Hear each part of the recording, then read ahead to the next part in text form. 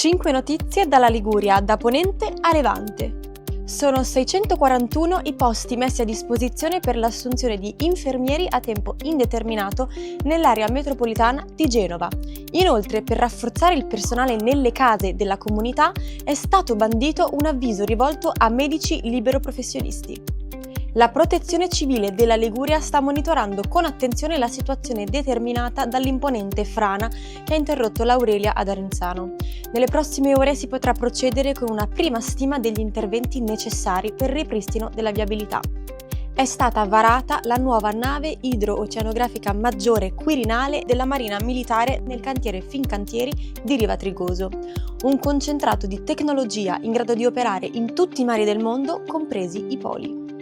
Sono stati realizzati 3 nuovi interventi a Sanremo: la riqualificazione dei giardini sud-est, nuovi percorsi pedonali nei giardini della Foce Falcone e Borsellino e il recupero di Piazza Colombo. Lavori per un totale di 475.000 euro che fanno salire a oltre 18,7 milioni investiti a Sanremo dal 2022 a oggi.